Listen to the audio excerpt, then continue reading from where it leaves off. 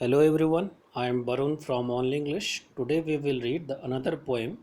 The name of from the book Beehive of class ninth CBSE. The name of the poem is A Legend of Northland.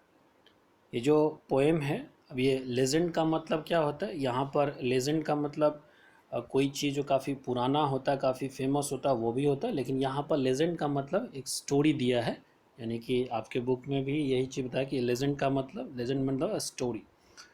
सो यहाँ पर as a story of a northland, ये northland का क्या मतलब यहाँ पर दिया गया है कि ओल्ड ट्रेडिशनल स्टोरी। ठीक, तो ये ओल्ड ट्रेडिशनल स्टोरी क्या है वो भी हम जानेंगे।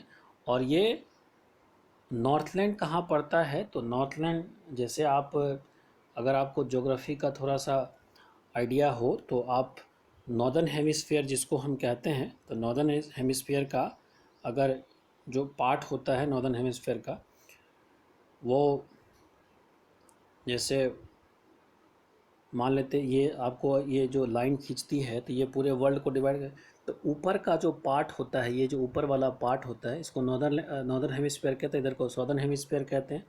तो यहीं नॉर्थलैंड का मतलब होगा कि ये जो नॉर्थ पोल है उधर के पार्ट का, यानी कि अगर यहाँ नॉर्थ पोल है, यहाँ साउथ पोल है, तो इस जगह का, तो ये जगह वगैरह हो सकता है कि रसिया का हो, या फिर इधर कनाडा का हो, या फिर ग्रीनलैंड जो पड़ता है उस सब का कुछ पार्ट हो, तो उस जगह की पार्ट कह रहे हैं। तो क्या कह रहा है कि a legend of the Northland, यानी ये लेजेंड ऑफ द नॉर्थलैंड जो है, यानी कहानी है कहाँ का? नॉर्थलैंड का। अब इसको लिखा किसने है? तो इसको लिखा है फीवी कैरी ने। अब ये फीवी कैरी जो थी एक अमेरिकन पोएट थी। शी वॉज बॉर्न ऑन 4 सितंबर 1824 और 31 जुलाई 1871 को उनका डेथ हो गया। वो काफ़ी फेमस थी और उनकी यंग सिस्टर थी एलिस कैरी की। एलिस कैरी भी काफ़ी फेमस पोएट थी। तो यानी ये उनकी कहानी, और एक्चुअली में ये है क्या? एक बैलेड है। अब ये बैलेड क्या होता है? तो आप पोएम का टाइप होता है, यानी कि जैसे आप अगर पढ़ेंगे तो उतना ज़्यादा डिटेल में हम नहीं बताएंगे, क्योंकि उससे ज़्यादा अभी टाइम काफ़ी निकल जाए। तो ये बैलेड है। बैलेड क्या होता है कि जब किसी स्टोरी को एज ए पोएम के फॉर्म में लिखा जाता है, चाहे वो राजा रजवाड़ों की कहानी हो, या किंग की कहानी हो, या फिर किसी तरह की, तो या फिर इस तरह का स्टोरी जिसको कि पोएट्रिक फॉर्म में लिखा, उसको हम बैलेड कहते हैं। तो यहाँ जो किस फॉर्म में लिखा गया वो देखेंगे। इसी तरीके से सोनेट होता है, जो आपको अक्सर क्वेश्चन में, या आपकी जो पोएम होते हैं, या तो सोनेट होता है या फिर आपको बैलेड होता है, या कभी कभी जो फ्री वर्स में लिखा जाता है। कुछ पोएम जो था, हमने कभी पिछले में कुछ बताए होंगे कि फ्री वर्स में लिखा जाता है जिसमें राइमिंग स्कीम नहीं होती है। सोनेट होता है जिसमें कि 14 लाइन्स होता है। शेक्सपियर ने काफ़ी सारा सोनेट लिखा था। तो इस तरह के फिर और भी काफ़ी सारे पोएम वगैरह होते हैं। तो यही ये पोएम है कि बैलेड है। उस बैलेड को हम लोग पढ़ेंगे। तो ये बैलेड किस टाइप का है, थोड़ा जान लेते हैं कि ये बैलेड किस टाइप का है। तो नीचे दिया गया होगा। अब यहाँ लिखा गया है कि a ballad is a song narrating a story in a short stanza. Ballads are the part of the folk culture और a popular culture and are passed on orally from one generation to next. A legend of the Northland is a ballad. तो यानी ये जो story है, यानी ये जो poem है, सॉरी पोएम, ये क्या है? स्टोरी के फॉर्म में था और उसको पोएम के फॉर्म में लिखा गया, तो इसलिए इसको बैलेड कहा जाता है।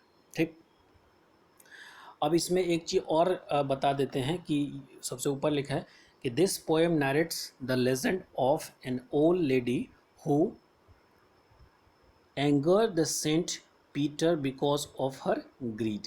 यानी ये जो पोएम है उसमें क्या है कि एक लेडी होती है, उसने सेंट पीटर को गुस्सा दिला दिया था अपने ग्रीड के कारण, यानी काफ़ी वो लोभी थी। यानी जो लेडी थी काफ़ी वो लोभी थी इसलिए। और ये सेंट पीटर कौन है? तो सेंट पीटर्स में के बारे में ये कहा जाता है कि जो क्रिश्चियन मैथोलॉजी है उसके अकॉर्डिंग सेंट पीटर्स जो थे, वो इवन कि जैसे क्राइस्ट से पहले जो है वो क्या कहते हैं, उनका जन्म था, और उनको क्रूसीफाई कर दिया गया था। मतलब ये कहाँ यह है कि सेंट पीटर्स को क्रूसीफाई कर दिया गया था। और वो पहले कह सकते हैं कि फर्स्ट पोप या फर्स्ट जो क्या कहते हैं वो एक तरह से हम प्रीस्ट कह सकते हैं या फिर जो भी कहना कि वो काफ़ी पुराने थे और वो जैसे क्राइस्ट से पहले थे, तो उनको ही मतलब कि अगर हम ये कहते हैं तो कहा जाता है कि according to the Christians traditions the Peters was the crucify, और उनको क्रूसीफाइड कर दे। क्रूसीफाइड का मतलब होता है किसी को फांसी दे देना या कील से चुबा देना, इस तरीके से, in a Rome under the emperor Nero and the first bishop of a Rome और अ पोप, यानी कि या तो फर्स्ट पोप जो थे रोम के पोप थे या जो उसको हम बिशप कहते हैं वो थे। ये कौन? Saint Peters. तो उन्हीं को गुस्सा दिला दिया था इस लेडी ने, जिनके कारण कि उसको उसने कर्ज कर दिया और फिर वो लेडी जो है एक बर्ड बन गई, वुड पिकर जिसको हम कहते हैं। तो यही एक बैलेट की स्टोरी है। चलते हैं, हमें उसको लाइन बाय लाइन एक्सप्लेनेशंस जो है पढ़ते हैं। थोड़ा सा बड़ा कर लेते हैं उसको, ठीक। Okay, away in the northland, where the hours of the day are few and the nights are so long in the winter that they cannot sleep them through.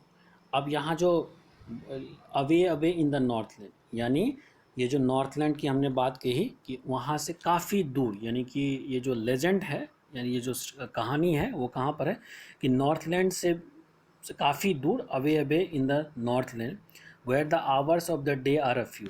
अब क्यों कहता है कि hours of the day are few? क्योंकि वहाँ अगर आपको थोड़ा सा और ज्योग्राफी के बारे में थोड़ा अगर आइडिया होगा, अगर आपको ज्योग्राफी के बारे में थोड़ा सा आइडिया होगा तो आपको ये देखने को मिलेगा कि जो हमारा इक्वेटर होता है, तो ये या तो ये इक्वेटर से जो ये जो सन यहाँ पर जाता है तो इस पार्ट में, और इधर इधर जो अटलांटिक सॉरी अंटार्कटिका जो हमारा कॉन्टिनेंट, दोनों पार्ट में जो सन का रे होता है वो डायरेक्टली नहीं पड़ता, इसलिए यहाँ पर दोनों साइड में आप काफ़ी बर्फ़ होता है, क्योंकि पड़ता नहीं है। और बर्फ़ होने का कारण भी वही है कि वो पार्ट जो है काफ़ी फ्रीजिंग पॉइंट है, मतलब इस तरह से काफ़ी फ्रोजन जगह है। तो चूँकि डायरेक्टली जो है सन वहाँ पर टिल्टेड पड़ता है, सन का जो रे होता है वो टिल्ट होकर के पड़ता है, इसलिए यहाँ पर। तो इसीलिए जो लाइन लिखा है कि away away from the northern land where the hours of the day are few, क्योंकि जो दिन जो होता है वो काफ़ी कम होता है। ऑब्वियस है कि यहाँ पर जब सन की रे पड़ेगा ही नहीं, यहाँ से डायरेक्टली अगर सन का रे नहीं पड़ेगा तो जो क्या होगा, दिन छोटा होगा, इसीलिए वहाँ पर hours of the day are few and the night are so long in the winter, और विंटर में वो काफ़ी बड़ा जो होता है नाइट होता है, that they cannot sleep them through, यानी कि पूरी अब होता ना कि कितने देर तक आप सो पाएंगे, कोई सोने का एक लिमिटेड होता है, अगर रात बड़ा होगा तो पूरी रात तो सो नहीं पाएगा, इसलिए कह रहे हैं that they cannot sleep them through. यानी अबे अबे इन ये जो स्टोरी है वो कहाँ पर है? नॉर्थलैंड की है, काफ़ी दूर, काफ़ी यहाँ से काफ़ी दूर, यानी away away in the northland, where the hours of the day are few, यानी कि दिन के घंटे काफ़ी कम होते हैं, and the nights are so long in the winter, यानी कि नाइट इतना बड़ा होता है दैट दे के नॉट स्लीप द थ्रू, यानी कि वो ज़्यादा देर तक वो लोग नहीं सो सकते। उसके बाद कहते हैं where they harness the swift reindeer. अब यहाँ पर हम वर्ड का भी मतलब बताते जाएंगे। हार्नेस का मतलब होता है, जो हार्नेस होता है इसका मतलब होता है कि टाई कर, यानी कि बांधना। एक तरह से हार्नेस होता है कि a piece of equipment with straps और a belt use to control और होल्ड, यानी कि जब हम किसी हॉर्स को या किसी भी एनिमल को जो पट्टे में बांधते हैं ना, उसी तरीके से। स्विफ्ट का मतलब होता है काफ़ी स्पीड, कहते हैं ना, एक स्विफ्ट बर्ड भी होता है, और स्विफ्ट का मतलब होता है कि कोई काम अगर आप क्विकली करते हैं, तो एक ये बर्ड भी है, ठीक।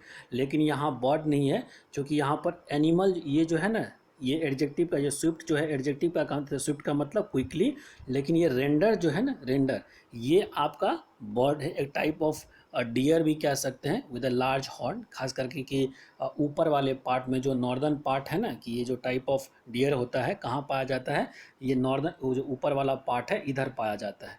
और ये इधर, ये चाहे एशिया का पार्ट हो या यूरोप का हो या फिर अमेरिका का, तो इस पार्ट में जो ये बियर पाया जाता है।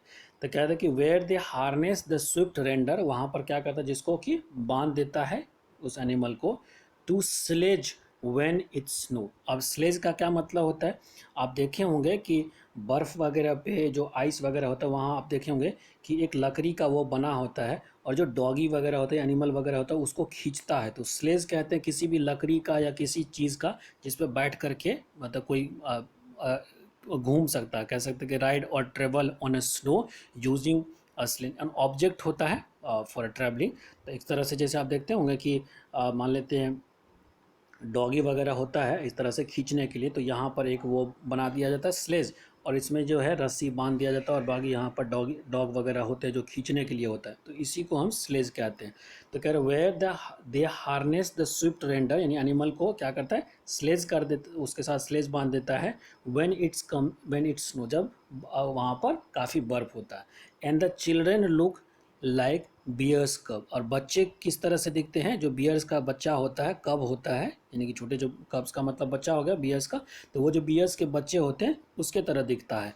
And in their funny furry clothes, और फर का मतलब समझते हैं, फर का मतलब आपका जो क्या कहते हैं वो फर तो समझते होंगे, जो क्या कहते हैं, तो जो वूल का तरीके से बना होता है, तो उसका जो क्लोथ्स होता है वो फर वाला होता है, ठीक। तो चिल्ड्रन किस तरह से दिखता है, एक बियर्स के कब के तरह दिखता है। In their funny and furry clothes they tell them a curious story, यानी उन लोगों को क्या बताता है, एक क्यूरियस स्टोरी बताई जाती है। क्यूरियस में बड़ा ही स्ट्रेंज सा स्टोरी बताया जाता है। I don't believe this is true, यानी नरेटर कहता है कि मैं नहीं मानता हूँ लेकिन ये सच है। And yet you may learn a lesson, किंतु आप जो है इस लेसन को लर्न करेंगे if I tell the tale of you, यानी अब नरेटर कहता है कि मैं इस बात को नहीं मानता, किसको, ये जो क्यूरियस स्टोरी उन लोगों को सुनाया जाता है, उन लोगों को जो क्यूरियस स्टोरी सुनाया जाता है उस चीज़ को मैं नहीं मानता, I don't believe it is true, कि मैं नहीं मानता। किंतु अगर आप इस चीज़ को लर्न कर, इस लेसन में इस चीज़ को लर्न करेंगे, इफ़ आई टेल, जब अगर मैं कहता हूँ, टेल का मतलब स्टोरी हो गया, टेल का मतलब कहना हो गया, कि मैं जब ये चीज़ आपको कहूँगा, ये टेल कहूँगा टू यू, तो आप इस चीज़ को पढ़ेंगे, इसमें वो नहीं मानता फिर भी आप पढ़ेंगे। तो एक तरह से जो हम लोगों की हिंदू मैथोलॉजी में ही काफ़ी सारे बातें होती हैं ना, कि ऐसा हुआ था वैसा, भगवान के बारे में भी बहुत कुछ हिंदू मैथोलॉजी में होती है। इसी तरीके से ये जो सेंट पीटर्स के बारे में जो हमने शुरू में बताया कि इनका जो जन्म है वो लगभग 30 BC में हुआ था। जैसे कि अगर हम कहते हैं 30 BC या BC या AD में हुआ था, और 30 उनका जो जीसस क्राइस्ट था उनका इनके बाद हुआ था। तो यानी ये जो सेंट पीटर, मैंने पहले भी बताया कि सेंट पीटर्स जो थे वो पहले पोप या एक तरह से जो बिशप थे वो रोम एम्पायर, उनको इनको क्रूसीफाई कर दिया। तो यानी इन्हीं के बारे में स्टोरी है, ठीक। ऊपर से हमने पढ़ लिया कि once when good Saint Peter live in the world below, यानी अब जो हम नॉर्थलैंड की बात बताई गई था उससे थोड़ा सा नीचे रहता था। And walked about it preaching, preach का मतलब क्या होता है कि किसी को ज्ञान बांटना, यानी कहीं पर जो हम घूम घाम करके लोगों को ज्ञान बांटते हैं उसका कहता है प्रीच। यानी सेंट पीटर्स क्या करता था, घूम घूम करके पूरे नॉर्थलैंड में जो ज्ञान बांटा करता था। Just as he did, you know, जैसे कि आप जैसे वो करते थे और आप इस बात को जानते भी हैं क्योंकि उनके बारे में पता होगा। He came to a cottage, cottage मतलब छोटा सा घर, यानी he came to a cottage, एक कॉटेज के पास आया। In travelling round the earth, यानी पूरी जो है उधर उधर घूम करके, पूरी इधर से घूम करके कहाँ पर आया, वहाँ पर आया। Where the little women was making a cake, एक जो छोटी सी हाइट की औरत थी वो क्या बना थी, केक बना रही थी। And baking them on the hearth, अब हर्थ का क्या मतलब होता है, जो आपका जो the area around the fireplace और area of the floor in front of it, यानी कि जो अगर यह चिमनी लगा तो इसके बगल का जो यानी इसी पे वो क्या, जैसे केक बनता है उसी उसको हम फायर प्लेस कह सकते हैं, वहाँ पर वो चिमनी क्या कहते वो बना रही थी, केक बना रही थी, ठीक।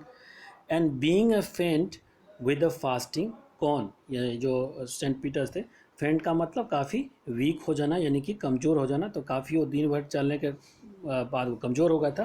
कि क्यों कमज़ोर हो गया था, क्योंकि पूरे दिन वो फास्ट कर रहा था, पूरे दिन घूम घूम करके वो शिक्षा दे रहा था। For a day was almost done, पूरे दिन की जो उसका शिक्षा था, यानी कि जो कहानी जो प्रीचिंग था ख़त्म हो चुका था। और वो ख़त्म करके जब लौटा तो काफ़ी कमज़ोर और फास्टिंग के कारण वो काफ़ी वीक हो चुका था। He asked her for from her store of the cakes, यानी कि उसके स्टोर में जो केक जमा था उससे उसने कुछ मांगा। To give him a single one, उसने यानी उन औरत से सिर्फ एक ही जो है मांगा कि एक पीस हमको दे दीजिए खाने के लिए। अब ये क्या करती है थोड़ा देखने वाले। So she made a very little cake, तो अब यहाँ पर जब उससे एक सिंगल पीस मांगा तो show C made a very little cake, यानी कि वो औरत ने यानी जो लेडी थी उसने क्या किया कि एक छोटा सा केक बनाया। बट एज इट बेकिंग ले, यानी कि जैसे वो उसको बना रही थी यानी कि पकने के लिए दी, she looked it is as though it seems, यानी कि जैसे ही उसने देखा कि लगा कि उसको as though it seems too large to give away, यानी एक तो जब उससे ऑलरेडी उसके स्टोर में केक था तो जब वो केक मांगा तो केक ना बनकर दे करके वो लेडी छोटा सा एक केक बना करके उसको दे रही थी। जब वो छोटा सा केक बनाई और उसको पका रही थी तो उसको लगा कि ये काफ़ी बड़ा है तो इतना बड़ा हमें नहीं देना चाहिए, तो फिर वो क्या की, देयरफॉर शी नीडेड अनदर। अब यहाँ पर ये जो नीडेड है यहाँ पर के साइलेंट होता है, नीडेड का मतलब होता है कि अनदर जो है केक माने कि प्रेस समथिंग स्पेशली ऑफ ए और मिक्सचर फ्रॉम मेकिंग ब्रेड, यानी कि जो ब्रेड बनाने का जो सामान होता है उसको काट के हटाते हैं ना तो उसी को कहते हैं। तो वो जो उसका बना हुआ था उससे फिर से एक टुकड़ा तोड़ी another cake and still smaller one, वो उससे भी छोटा था। But it looked when she turn it over, जब उसको बना के घुमाए, as large is the first one had done, यानी जो पहली बार जो उसने बनाया था उसको लगा कि उतना ही बड़ा है वो।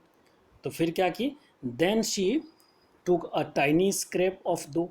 अब यहाँ दो का मतलब क्या हुआ, वही दो का मतलब यहाँ पर होगा जो बना हुआ जो फ्लोर होता है ना, यानी कि जो आटा होता है जो सना हुआ होता है जिससे कि हम चाहे जिस चीज़ से भी ब्रेड बनाते हैं उस जो सना हुआ होता है एक तरह से यीस्ट होता है उसमें।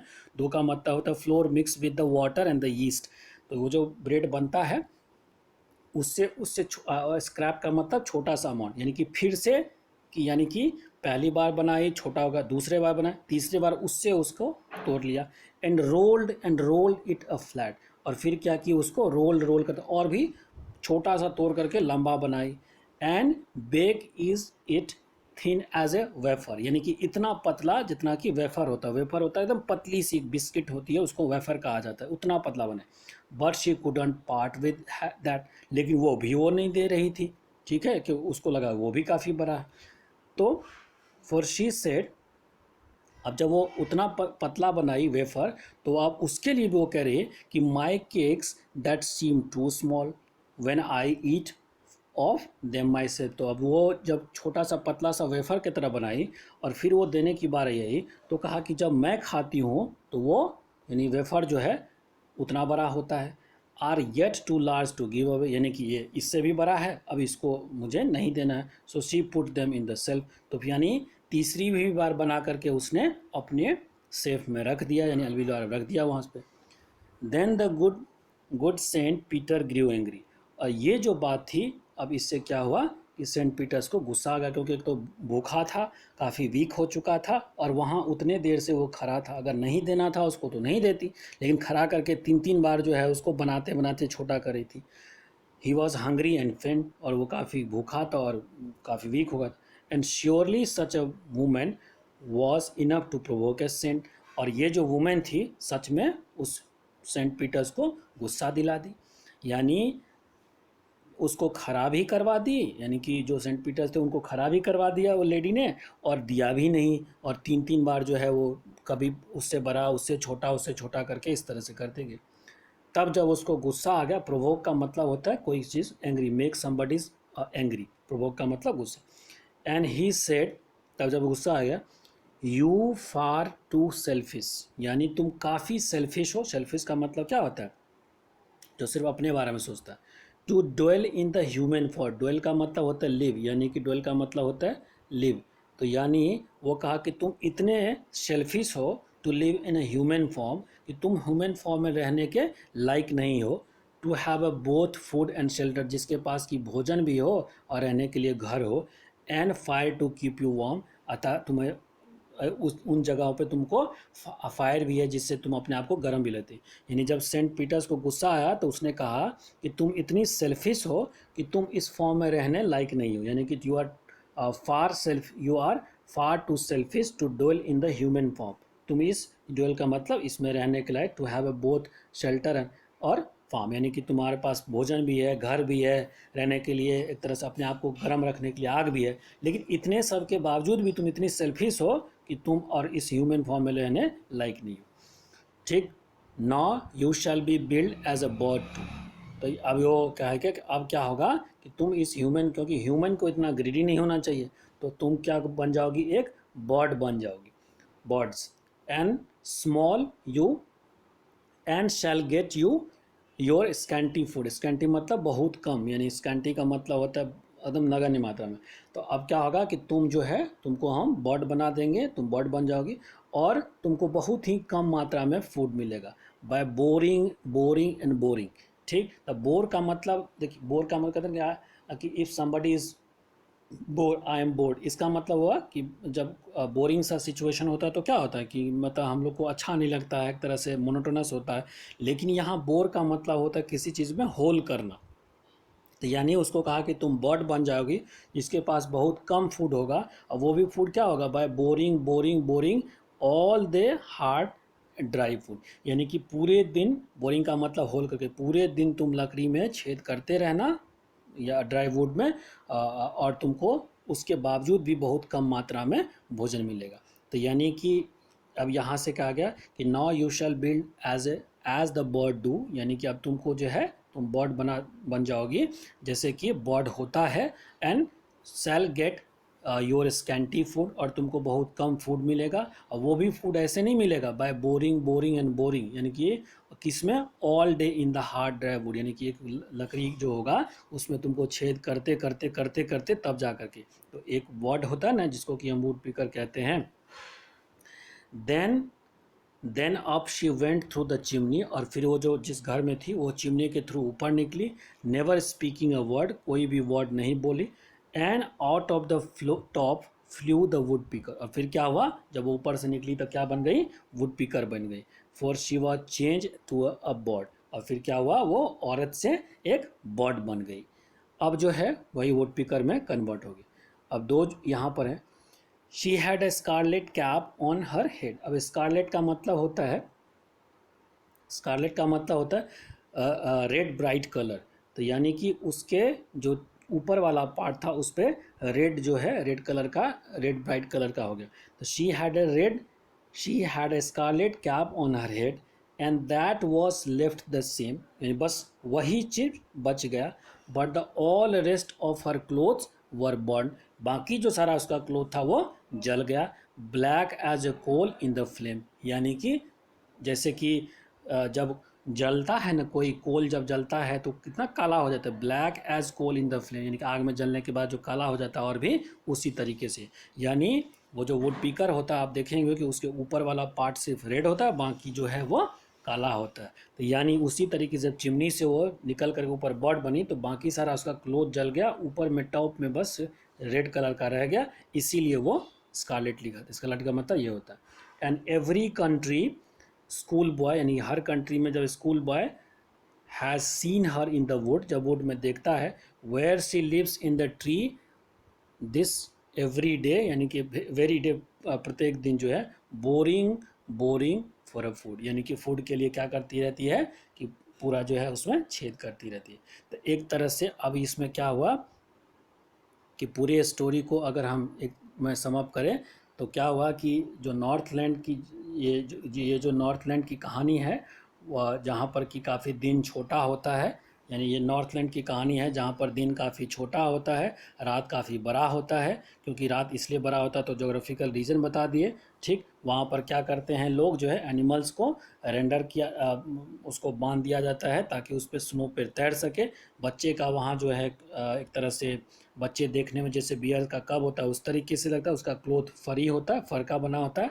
और वहीं जो है उन्हीं जगह का एक स्टोरी सुनाया जाता है, और वो स्टोरी क्या है कि एक सेंट पीटर्सबर्ग थे, एक सेंट पीटर थे, वो पूरा घूम प्रीचिंग दिया करते थे पूरे वर्ल्ड में, पूरा पीच दे करके जहाँ तहाँ जाते थे। एक दिन घूमते घूमते एक कॉटेज के पास पहुँचे, वहाँ पर एक लेडी थी। उस लेडी से वो केक बना रही थी, उससे केक माना। वो लेडी जो है केक देने के बजाय उतना ग्रिडी थी कि 3 बार पहले जो केक बना हुआ था वो नहीं दी, दूसरा बना करके दी। जब उसको लगा वो बड़ा है तो उससे छोटा बनाई, उससे छोटा बनाई, तीसरे बार भी बना करके, और फिर वो जब रख दी तो सेंट पीटर्स ने उसको श्राप दे दिया, एक तरह से कर्ज कर दिया, और फिर क्या बन गई वो वुड पिकर बन गई। और उसी वुड पिकर को आज हम लोग जानते हैं। तो इस तरीके से ये हमारा स्टोरी है।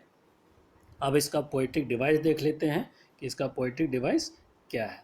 तो सबसे पहले देख लेते हैं कि राइमिंग स्कीम क्या है इसका।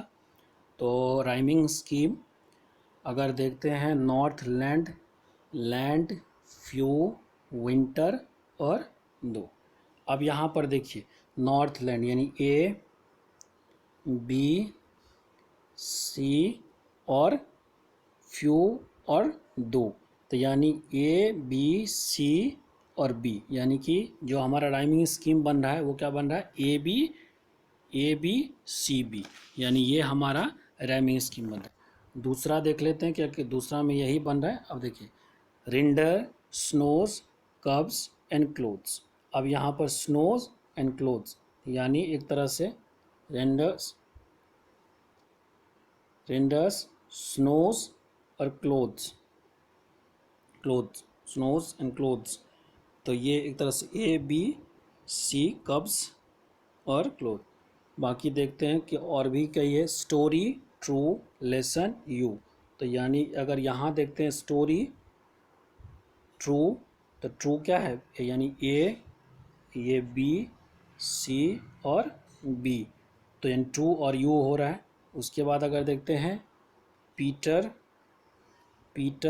बिलो, प्रीचिंग, नो, यानी बिलो और नो हो रहा है, तो A B C B. Again देखते हैं कॉटेज, अर्थ, केक्स और हर्ट, यानी अर्थ और हर्थ हो रहा है, तो यानी ये भी ए बी सी बी, ये भी हो रहा है। फास्टिंग, डन, केक्स, वन, यानी ए, अगेन यहाँ पर ए बी सी और डन और वन, यानी कि बी। तो ए बी सी बी यही आपका राइमिंग स्कीम पूरे जो है इसमें देख, यहाँ तक तो यही बना है। उसके बाद भी देख लेते हैं कि केक्स, ले, सीम्स, अवे, यहाँ पर भी ले और अवे बन रहा है। अनदर, वन, ओवर और डन, यानी वन और डन बना, तो यानी ए बी सी बी। दो, फ्लैट, आफ्टर दैट, यानी फ्लैट टैट बना, यानी ए बी सी बी। आपको लगता है सारा जो है आपका वही बन रहा है। स्मॉल, माई सेल्फ, यहाँ पर देखिए ये यानी पूरे जो आपका पोएम है इसमें राइमिंग स्कीम यही बन रहा है। उसके बाद इसमें सबसे जो एक चीज़ हमको देखने की उसका मत है इंजैबमेंट। इंजैबमेंट के क्या मतलब होता है, जब एक ही लाइन बिना फुल स्टॉप के, कॉमा के दूसरे में रिपीट होता है, यानी दूसरे लाइन में वो आगे बढ़ जाता है, तो उसको हम इंजैबमेंट कहते हैं।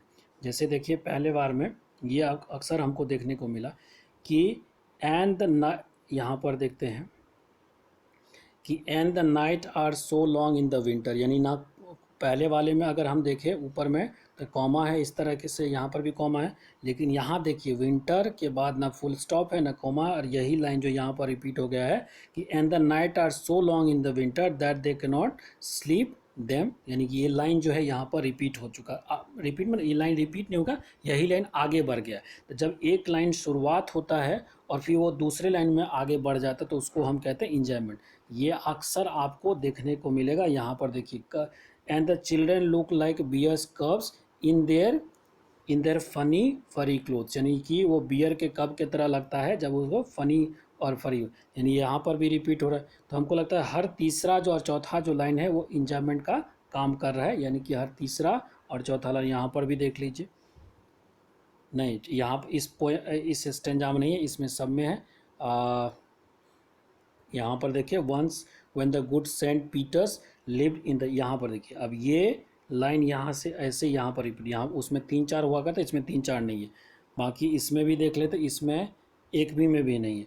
तो इंजॉयमेंट फिर बाकी में देखते हैं, गोइंग, डन, केक, यहाँ पर भी नहीं है। तो इस तरीके से इंजॉयमेंट होता है। केक, ले, सिम, यहाँ पर देखिए ये लाइन आपका सीम्ड और गिव, यानी कि she looked at it as though it seems too large to ये, यहाँ पर भी है, यानी कि ये इंजॉयमेंट। तो अब आपको लगता है हमें समझ में आ गया होगा कि इंजॉयमेंट क्या होता है। उसके बाद हमें जो देख लीजिएगा यहाँ, जैसे फिर से हम देख लें कि यहाँ पर and surely such a woman, यानी कि यहाँ पर देखिए surely such a woman was enough to provoke a saint, यानी कि यहाँ पर भी वही इंजॉयमेंट ही है। बाकी और कहीं पर अगर देख ही लेते हैं ये वाला line, and the small get your scanty food by boring boring and boring. तो एक तरह ये भी बता देते हैं कि एक तो ये इंजॉयमेंट है, दूसरा होता है रिपीटेशन।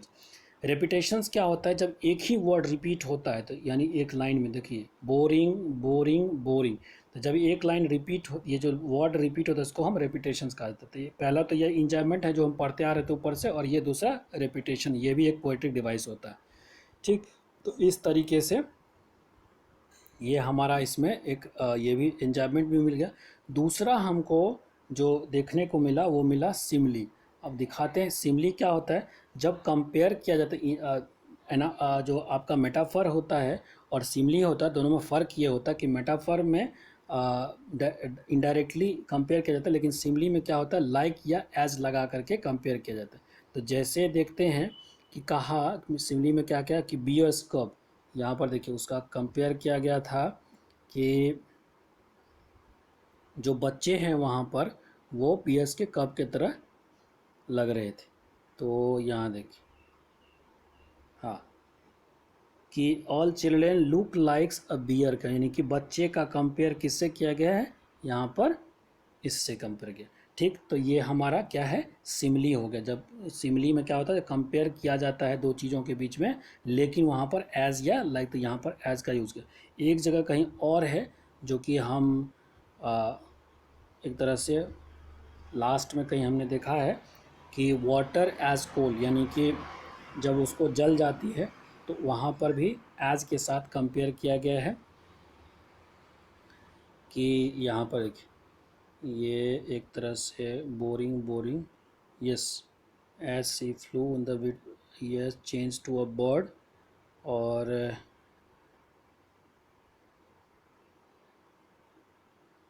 यस अब यहाँ पर एक तरह से कहाँ पर है, share scarlet on his has the same rest of the clothes, ये नीचे होगा कहीं पर कि वो उसका कपड़ा जल करके वो बर्ड की तरह बन।